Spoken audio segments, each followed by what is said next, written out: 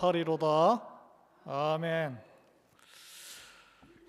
여러분, 오늘 복된 말씀으로 은혜 충만하기를 바랍니다. 우리가 이제 받은 은혜를 또 나누는 자가 되기를 주님 이름으로 축원합니다. 은혜를 받읍시다. 한번 해볼까요? 은혜 받읍시다. 나가서 은혜 나눕시다. 아멘. 예, 할렐루야. 여러분, 오늘날 우리가 사는 시대에 젊은이들이, 여러분 자녀 세대와 손자녀 세대, 결혼을 기피하고 결혼해도 또 아기 낳는 걸 꺼려하는 시대 풍조 가운데 우리가 살아가고 있습니다. 치솟는 물가와 양육 부담 속에서 또 애를 많이 키우면 아무래도 힘들잖아요. 상처받지 마세요. 이거는 하나님이 주시는 거기 때문에. 이제 시대 풍조가 그렇다는 거예요. 자신의 행복이 더 우선순위입니다. 이게 이제 개인주의가 이 시대에 풍만하기 때문에 그래요. 시대마다 그 시대를 지배하는 문화가 있다는 것을, 상식과 생각이 있다는 것을, 철학이 있다는 것을 제가 서문으로 지금 이야기를 하고 있습니다. 우리 한번 생각해 보겠습니다. 젊은 분들은 조부모 시대, 우리 연세 드신 분들, 저를 포함해서 우리 부모님 세대는 그저 하나님이 주시는 대로 자녀를 다 생산해서 대가족을 이루는 것이 상식이었어요. 그런 시대가 있었습니다. 저는 이제 아주 어린 시절을 70년대에 살았는데, 그때는 뉴스에 보면 도시에는 막 콩나물 시루처럼 빼곡한 학생들이 반에서, 그것도 모자라가지고 오전반, 오후반 이렇게 이부제 수업을 했죠. 저는 한가한 산골짜기에서 자랐는데, 남녀공학 중학교인데 제 학년만 5반까지 있었어요. 뭐 몇 반 안 되죠, 도시에 비하면. 근데 그 선배도 그 후배도 다 4반까지만 있었거든. 제 나이 또래만 애들 많이 낳은 거예요, 부모님들이. 그래서 제가 귀에 딱지가 않도록 들은 게, 아들 딸 구별 말고 둘만 낳아 잘 키우자. 들어보셨죠? 여러분들 그걸 듣고 잘하셨죠? 그래서 그런지 제 주변에 제 나이 또래 보면은 요즘 뭐 결혼하고 막 뭐 카톡에 막 띡띡 뜨고 난리인데, 다 애들이 2명밖에 없어요. 대부분. 그 3명을 넣으면은 대단하다. 예? 그런 시각을 가지고 있었는데, 근데 제가 찾아보니까 제가 결혼 정년기 때 25세에서 한 30대 초반까지는 한국 정부 구호가 한 명만 낳아 잘 키우자, 이거였더라고요. 근데 지금 어떻습니까? 우리 고국을 보면 세계적으로 출산율이 가장 낮아요. 비상사태예요, 비상사태. 그래서 앨런 머스크는 가만히 있으면 그냥 한국 없어진다, 그런 사람도 있고. 그래서 각종 보조금과 세금 감면에다가 이렇게 막 주택 보조금에 뭐 이거저거 주고 애원하는 비상 상황을 맞이했는데, 우리가 살고 있는 이 나라는, 미국은 땅이 넓고 또 생명을 소중히 여기는 기독교적인 문화가 있어서 그런지 이민도 받고 산하 제한 정책 이런 거 없습니다. 그런 문화도 없어요. 능력 되는 대로 많이 주시면 많이 낳고 싶은 사람 많이 낳고, 적게 놓고 싶은 사람 적게 놓고, 안 놓고 싶은 사람 놓지 말고 자유가 주어져 있습니다. 여러분, 이걸 제가 하는 이유는 이 세상에 조류가 있다는 거예요. 우리가 살아가는 시대에.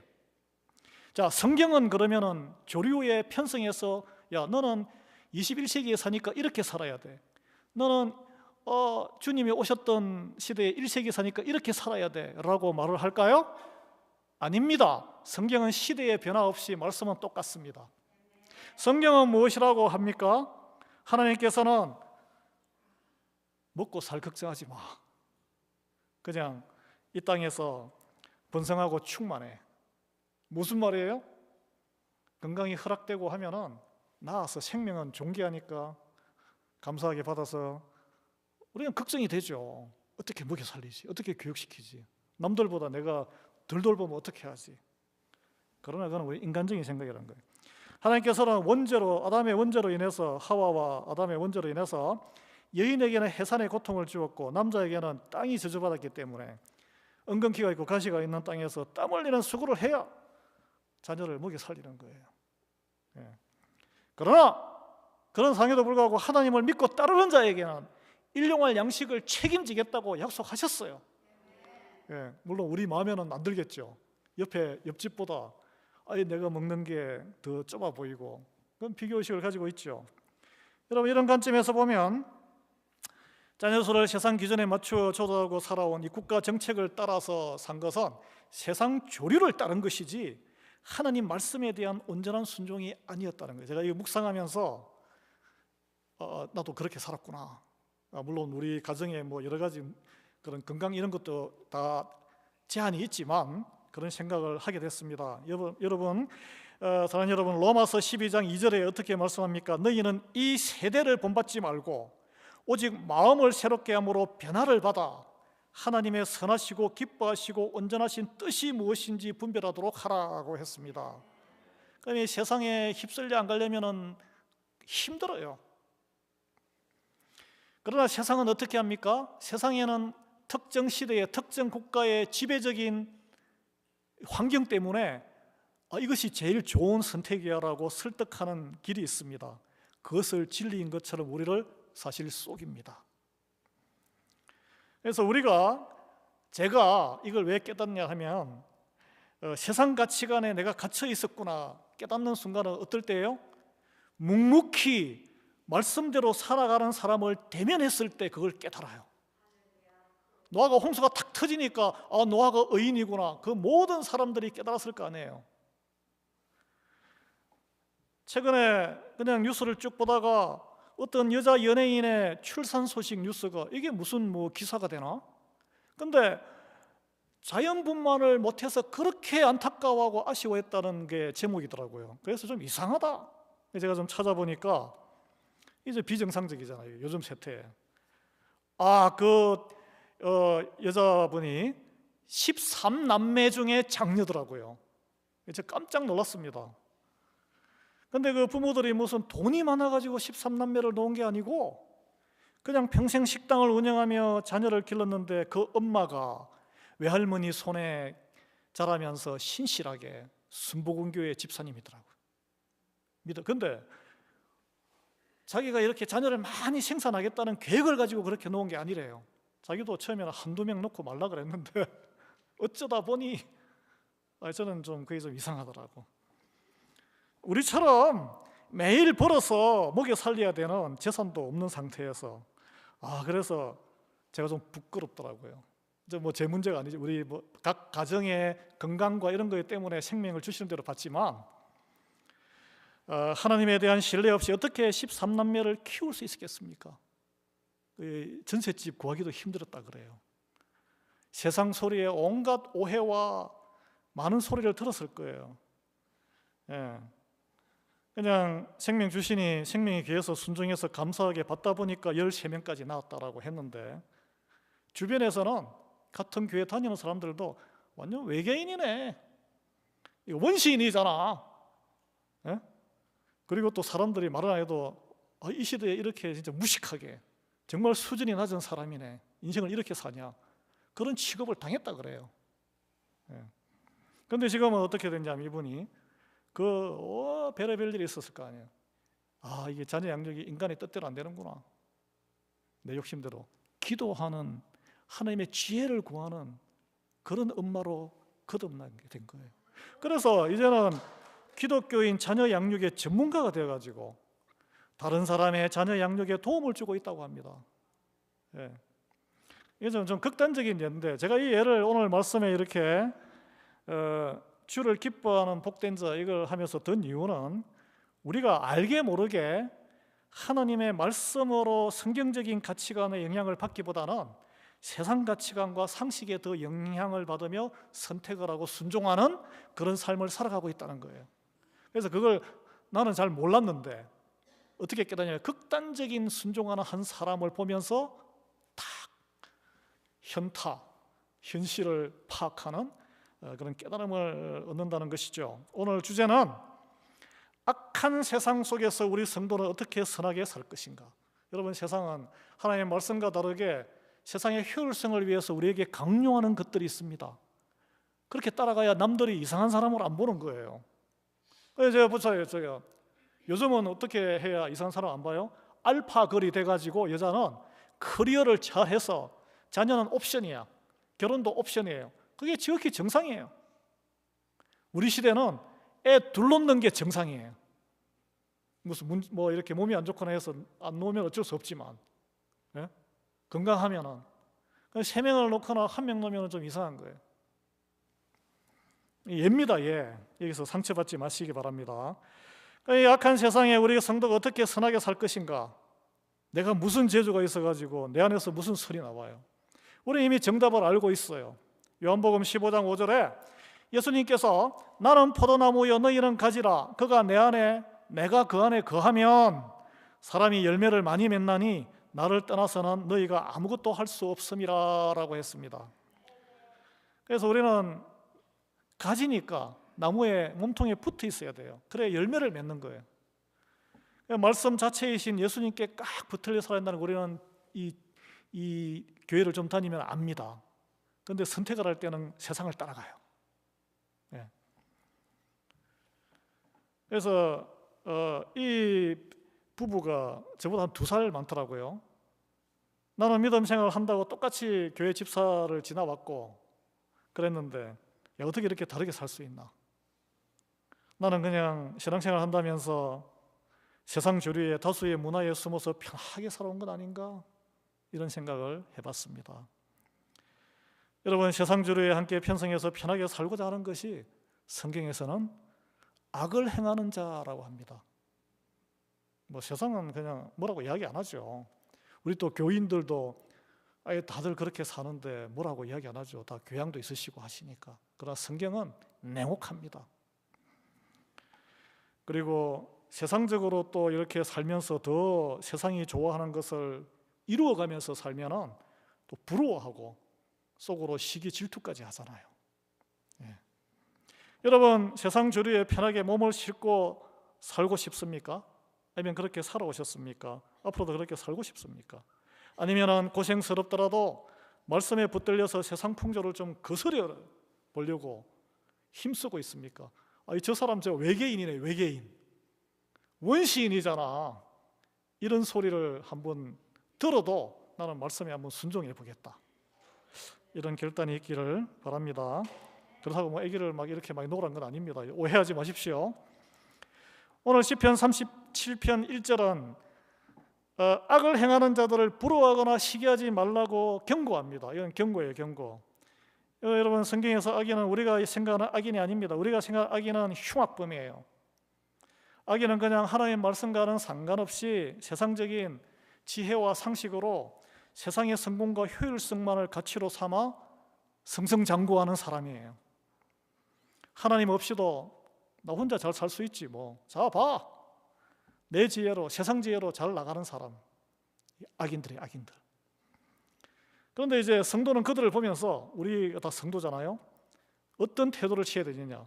그들의 형통함, 세상적인 형통함 때문에 불평하지 마라. 여기 오늘 주제입니다. 우리 이렇게 생각할 거예요. 아니, 하나님도 안 믿는 저들을 왜 저렇게 형통하게 하십니까? 또는 더 악하게 막 이렇게 머리를 써서 괴롭히고 사람들을, 예? 그런 거 그냥 왜 놔두세요? 아니, 이제 이 가진 거 없는 약소국 백성들을 왜 이렇게 괴롭히게 놔두시냐고. 하나님이 살아계시냐고. 나는 그런 하나님 필요 없어요. 우리 자녀 세대에게 듣는 소리죠. 그 분노를 토로하는 것이 성도의 바른 반응은 아니란 거예요. 이 불평하다는 원어는 불타오르다. 불이 막 팍, 그러니까 우리말로 하면 열받는 거예요. 열받는 거. 예, 뚜껑이 팍 열리는 거예요. 이 분노를 사귀지 못하는 모습 어디에서 있냐면 최초로 창세기에 아담의 아들이 가인과 아벨이 제물을 드렸는데 뭐 아벨은 받고 가인은 안 받았잖아요. 그때 가인이 보인 태도입니다. 속으로 격분했던 거. 확 뚜껑이 열린 거예요. 우리가 만약에 하나님의 말씀을 무시한 채 세상 지혜로 편하고 번영하는 삶을 사는 사람들의 모습에 만약에 그런 마음에 속에 그냥 꼬이고 분노가 생긴다면, 자, 그게 어디에서 연유되냐면 내가 재판관이 되는 거예요. 세상을 판단하는 교만이고 하나님을 향한 불신앙의 표현입니다. 그게 정의가 아니에요. 세상은 하나님을 안정해 두지 않는, 그걸 이제 성경 악인이라는데, 덕시하고 영광을 누리는 경우가 많습니다. 도덕 분자들도 많아요. 그런 분들 중에 세상적으로 훌륭한 사람도 많습니다, 여러분. 그러나 시인은 분노의 불평을 넘어서 그들의 불의한 번영을 시기하지 말라라고 했습니다. 불평을 넘어서 시기하지 말라. 이 시기, 질투와 비슷한데, 이게 이제 시기는 왜 나옵니까? 옆에 사람을 보는 거예요. 옆에 사람을 보게 되면 비교의식에 빠지게 됩니다. 그 성도일지라도 옆 사람을 보면은, 아니 하나님을 더 잘 믿고 내가 성경도 더 많이 알고 내가 더 열심히 봉사도 하고 더 교회도 오래 다녔는데, 보니까 세상 복을, 내가 복을 더 많이 받아야 하는데 나는 왜 이 모양이지? 이런 생각에 함정에 빠지는 거예요. 그러면 마음이 불편해지고 괴로워지고 자기 자신을 감옥에 가둡니다. 성경에서 제가 3명을, 사실은 3경우인데 사람은 더 많아요. 그런데 이런 그 성경에 나오는 이 실제 인물이 하나님의 자녀란 거예요. 제가 먼저 예를 들었던 가인이 그렇게 해서 동생을 죽이게 되고, 그리고 왕으로 발탁이 되었던 사울이 신하인, 충직한 신하인 다윗이 백성들의 칭찬을 받으니까 그 시기심으로 악령에 시달리며 괴로워하며 그를 계속 죽이려 했잖아요.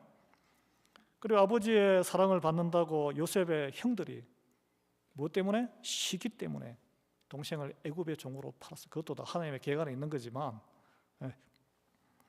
이 시기가 하나님의 자녀일지라도 악의 삼킴을 당해서 사망으로 몰고 가는 죄의 지름길이란 거예요. 그래서 사도 바울이 이 시기를 굉장히 경계했습니다. 사도 바울은 약간 이분법적인데, 영의 일과 육신의 일, 육체의 일, 성령의 열매와 육체의 열매가 따로 있다 그랬잖아요. 이 갈라디아 5장에 보면 이 화내는 거하고 시기하고, 시기와 분냄이라는 단어가 있는데, 육체의 일을 쫙 열거를 합니다. 근데 이게 뭐 어느 것이 더 중하고 가벼운 게 아니에요. 동등해요. 왜냐하면 이게 망하는 길이기 때문에.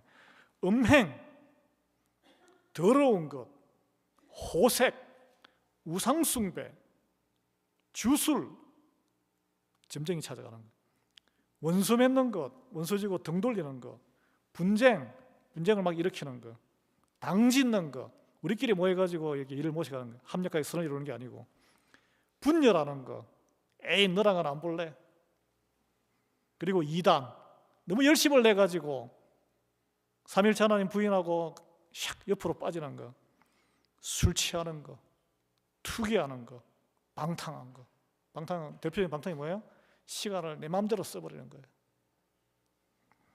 이게 동급으로 육체의 일, 시기와 분냄이 이 안에 있어요. 제가 뽑아냈는데 육체를 따르는 죄로 보았습니다. 여러분, 우리가 이제 사랑하면은 고린도전서 13장이잖아요. 4절에 보면 우리가 다 알듯이 사랑은 오래 참고, 사랑은 온유하며, 그 다음 단어가 뭔지 아십니까? 시기하지 아니한다. 오래 참고 온유한 이 사랑의 겉으로 드러나는 것은 시기하지 않는 거예요. 이 시기는 단순한 부러움이 아니고 하나님보다 내가 사람을 보고 있다는 증거입니다. 그래서 우리가 성도일지라도 하나님의 말씀이신 주님을 보지 않고 사람을 바라보면 어떤 현상이 있을까요? 감사보다 불평을 갖게 되고 기쁨보다 시기와 분노가 속에서 부글부글 끓게 되는 거예요. 그래서 성도의 시선은 잠시 번성하는 악인, 제가 악인 설명드렸죠. 하나님과 관계없이 사는 형통한 삶을 보는 게 아니라 끝까지 우리를 선한 길로 인도하시는 신실하신 하나님께 향해야 할 줄 믿습니다. 그래서 말씀을 보셔야 돼요. 말씀을. 오늘 본문은 7절 8절에서 이렇게 경고하는데, 악한 꾀를 이루는 자 때문에 불평하지 말라. 분을 그치고 노를 버리며 불평하지 말라. 또 불평하지 말라 계속 나옵니다. 오히려 악을 만들 뿐이기 때문이다 라고 말하고 있습니다. 그래서 우리 시선이 하나님에게서, 말씀에서 멀어지면 우리 안에 교만이 분노와 시기로 드러나게 된다는 거예요. 분노와 시기를 다스리지 못하면, 다스리면 어떻게 해야 돼요? 다스리지 못해서 몰락한 성경의 인물들이 많습니다. 말씀으로 나와서 회개해야 돼요. 중간에서 끊어야 돼요. 그걸. 그 회개 과정이 없으면 열매는 결국 반역과 살인이라는 무서운 악으로, 자기 몰락으로 끝납니다. 그것이 가인의 교훈이고 아버지 다윗에게 칼로 반역을 겨누다가 완전히 몰락한 압살롬의 교훈이기도 합니다. 그러면 우리가 어떻게 이 분노와 시기 이런 걸, 눈이 자꾸 쏠리는 걸 잡아당길 것이냐? 하나님에게로. 세상 유혹 속에서 승리하려면 하나님을 향한 신뢰와 믿음을 회복하는 길밖에 없어요. 신뢰. 사람은 신뢰할 수 없지만 하나님은 신실하시기 때문에 약속의 말씀을 붙들고 그냥 절대 신뢰를 해야 되는 거예요. 오늘 본문이 계속해서 여호와를 신뢰하라고 권면합니다. 그래서 우리가 연약하기 때문에 속으로 부글부글 끓어올 때가 있어요. 그것을 오늘 뭡니까? 제가 말씀드렸죠. 불평은 불이 팍 일어나는 거라고. 기름이 이렇게 찰랑찰랑해서 온도가 올라가더라도 거기에 성냥불을 끄지 말라는 거예요. 폭발시키지 마세요. 말씀의 능력, 그때 말씀을 붙드셔야 돼요. 감정을 묶어야 돼요. 입술에 재갈을 물려야 돼요.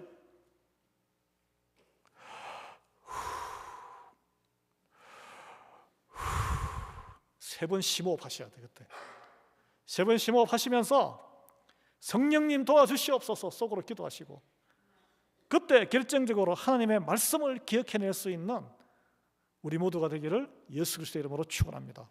그래서 말씀을 외우는 거예요.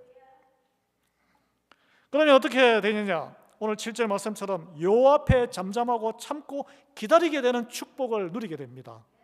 이게 바로 성령님이 주관하시는 평안을 경험하게 되는 거예요. 내 앞에서 이 폭풍이 확 일어났다가 쫙 조용해지는 거예요. 내 앞에서 그냥 쫙 조용해지는 거예요.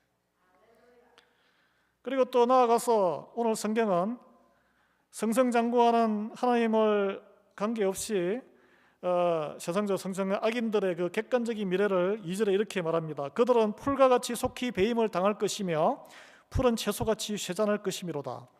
여러분, 우리가 오늘 롬모 깨끗하게 잘 돼 있죠. 막 올라왔는데 오니올에 풀이 얼마나 잘 자랍니까? 롬모, 잔디, 깎기, 칼날이 한번 지나가면 깨끗해져요. 그리고 푸른 채소, 싱싱해도 여러분 상추 뽑아가지고 놔두면 금방 시들어버립니다. 하나님을 대적하는 세상 권세, 이렇게 푸르고 싱싱하고 막 자랄 것 같지만 하나님 심판 앞에서는 그와 같다는 거예요. 여러분의 진실을 믿는다면, 믿는 것이 의지하는 거예요. 세상을 부러워할 필요가 전혀 없어요. 주님을 바라보고 말씀을 기뻐하는 인생이 진짜 복된 인생이라고 성경은 말해주고 있습니다. 어떻게 적용이 됩니까? 무엇이 기쁜 거예요? 기쁘면 그걸 찾아가잖아요. 좋아하잖아요. 알립니다. 성도에게 가장 기쁜 자리는 바로 여기 예배의 자리예요. 찬양의 자리고 교제와 봉사의 자리고 전도와 선교의 자리가 될 줄 믿습니다. 세상을 부러워하면 어떻게 돼요? 아이고 날씨 좋네, 오늘은 어디 가서 놀아볼까? 놀러 가는 게 더 기쁘죠. 남들과 비교하면서도 한숨 쉬게 돼요. 여러분, 그 길은 사도 바울을 따라 한때 그 험한 선교지 여행을 다 다녔지만 결국 세상을 더 사랑하여 세상으로 떠나버린 데마, 영혼을 잃어버리고 실족하는 영원한 멸망으로 치닫는 길이기 때문입니다. 여러분, 우리가 불의가 판치는 세상에서 우리가 그러면은 이렇게 평강을 하는데 선을 행할 수 있는 원동력은 나아가서, 이건 한 단계 다음 단계잖아요. 어디에서 나오냐? 오늘 말씀은 우리에게 증거합니다. 여호와를, 주님을 기뻐하는 마음이다. 여러분, 예배를 나올 때 주님을 기뻐하는 말씀을 사모하고 성도를 보는 것이 일주일 동안 어떻게 안부 묻는 것이 기쁘고, 그래서 나오는 마음과 의무적으로 막 꽃들에 끌려가지고 안 나가면은 막 비난받고 이런 마음은 완전 다른 것이죠. 예. 주님을 기뻐하는 마음을 우리에게 주시기를 소망합니다. 이 마음의 평강을 넘어서 이 기뻐하는 마음이 있으면 견딜 수 있습니다. 어떤 시련과 역경도 견디는 힘을 줘요. 악한 환경에도 불구하고 선을 행할 수 있는 동력은 오직 주님을 기뻐하는 거예요. 그래서 사도 바울이 항상 했죠. Rejoice, 기뻐하라. 기뻐하라고. 무엇을 기뻐해요? 주님을 기뻐하라. 그래서 4절에 보면 여호와를 기뻐하라. 그가 내 마음의 소원을 내게 이루어 주시리로다. 이게 이제 신방 갈 때 많이 가져가는 건데, 이 말씀이 마치 세상적인 성공을, 내 소원을 다 들어주신다는 것으로 해석이 되는데 그건 오해입니다. 오해. 원래 원문의 참뜻은 영어를 보시면 더 정확하게 나와요. Delight yourself in the Lord. 너 자신을 주 안에서 기쁘게 하라. He will give you desires. 하나님께서 너에게 소망을 주실 것이다. 여러분, 우리는 이민 1세라서 ambitious해서 뭔가 이게 환경에 몰려서 뭔가 열심히 있어요. 그래서 2세들, 3세들 아무 생각이 없는 애들이 많아요. 소망이 없어요. 소망이. 예, 참뜻은 여호와를 기뻐하면 하나님께서 너의 마음속에 거룩한 소망을 심어주시고 이를 성취시켜 주신다는 거예요. 내가 그냥 하는 일이 아이고 그냥 하루 세끼 먹고 살려고 하는, 죽지 못해서 일하는 거라. 이 일을 통해서 커스터머들이 기쁨을 가지고 탁월하게, 그리고 내 자녀들도 잘 양육하고 나도 이 일을 통해서 기쁘게 무슨 일을 하든지 간에 그 마음과는 완전 다른 거죠. 하나님의 나라가 또 소원이 될 때에 보잘것없는 인생이 위대하신 하나님의 인생으로 들어가는 거예요. 이게 이 성경에 나오는 그 모세도 뭐 보잘것없는 사람이고 다 보잘것없는 사람이었어요. 그래서 5절 6절에 약속합니다. 내 길을 여호와께 맡기라. 그를 의지하면 그가 이루시고 내 의를 빛같이 나타내시며 내 공의를 정오의 빛같이 하시리로다 라고 약속하십니다. 정오의 빛이 12시에서 2시 빛이 제일 뜨겁고 강하잖아요. 뭐 복사열 때문에 오후가 좀 뜨겁긴 하지만 빛은 그때가 제일 셉니다. 여러분, 삶을 하나님께 온전히 맡길 때 하나님께서 우리를 이 어두운 세상에 정오의 태양의 빛처럼 찬란하게 들어 쓰시겠다는 약속이에요. 저는 제가 들은 그 13남매를 낳은 그 부부에 보면서 어떻게 그 13명을 3-4명을 키우기도 힘든데 감당하기 힘든 것을 하나님께서 주신 귀한 생명으로 하나님께 온전히 맡기지 않으면 삶이 불가능합니다. 이건 하루하루가 괴로운 삶이에요. 그런데 지금 어떻습니까? 자녀 출산을 하지 않아서 국가적인 위기에 처한 이 시대의 한국 조국에 정오의 태양빛처럼 찬란하게 조명을 받는 삶이 되었습니다. 그런 걸 생각했겠어요? 전혀 예상하지 않았겠죠. 마지막으로 본문은 주님을 온전히 신뢰하여 이제 온유한 자라고 나오는데 어떻게 제가 온유해겠어요? 성깔이, 우리 다 성깔 다 있는 사람이잖아요. 주님의 말씀으로 맞지 않으면 온유해지지 않습니다. 예? 이거는 그냥 송아지가 막 뛰어다니는데 꽃두레를 딱 묶어서 주인 손에 끌려가는 신세와 같은 거예요. 이 온유함은. 그렇게 생각하시면 돼요. 그 자에게 땅을 차지하게 될 것이다.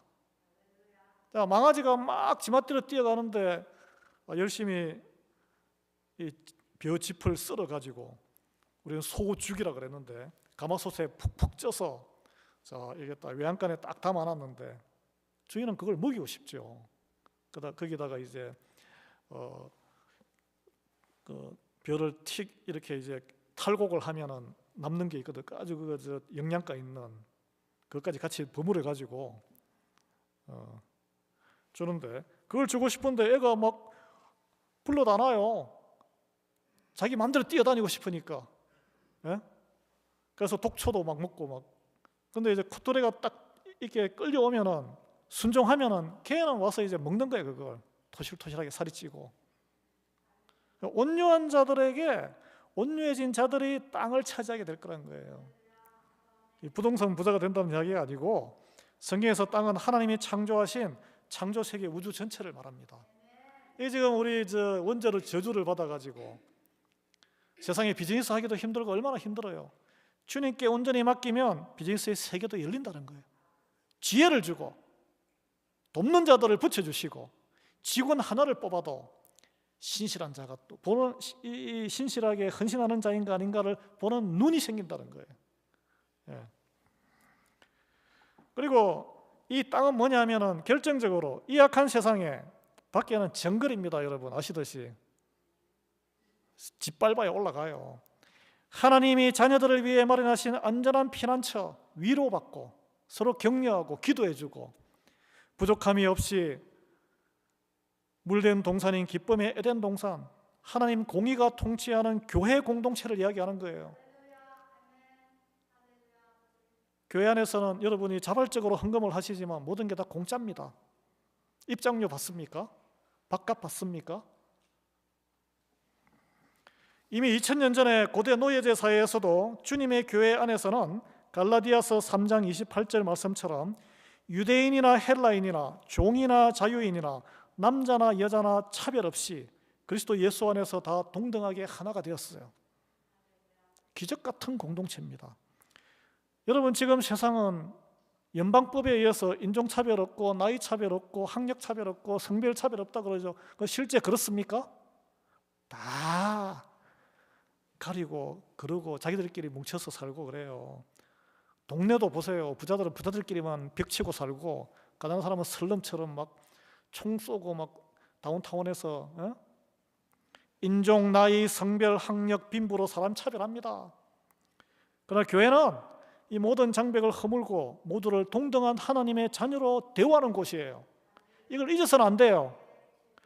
이런 곳은 이 세상에 지금 2000년이 흘렀지만 오직 그리스도의 몸된 참된 교회 공동체뿐이란 거예요.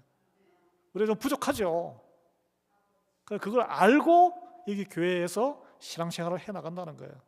그런 세상을 우리 가정과 그리고 우리가 만나는 모든 인간관계에서 퍼져나가도록 우리가 인내하고 기도하고 행하고 사는 게 은혜를 나누는 것이죠. 여러분, 그래서 우리가 세상을 부러워하거나 분노하거나 시기할 필요가 전혀 없습니다. 여기서 부족함 없이 하나님이 다 주실 줄 믿으시기 바랍니다. 그리고 우리에게는 영원한 시간이 있습니다. 그걸 믿으셔야 돼요. 오직 한 분, 주님 한 분만 기뻐하는 우리 모두 되기를 소망합니다. 그 믿음 위에 하나님의 의가 증오의 태양빛처럼 찬란하게 펼쳐질 것임을 믿으시기를 우리 주님 이름으로 간절히 축원합니다. 기도합니다. 하나님, 세상의 헛된 형통함을 부러워해서 속에 분을 품고 또 시기 질투했던 우리의 죄를 회개합니다. 너 이렇게 살지 않으면 너는 외계인이고 이상한 사람이고 원시인이야, 수준 낮은 사람이지 하는 세상 주류에 떠내려가지 않고 오직 포도나무 대신 예수님께 말씀에 붙들려 살기에 은혜 베풀어 주시옵소서. 우리 마음에 주님만을 기뻐하는 거룩한 소망을 부어 주시옵고 우리의 삶을 정오의 빛처럼 찬란하게 사용하셔서 이 레아이밸리 땅을 시작으로 하나님 나라를 이루어 주시옵소서. 예수 그리스도 이름으로 기도하옵나이다. 아멘. 찬송 370장 주 안에 있는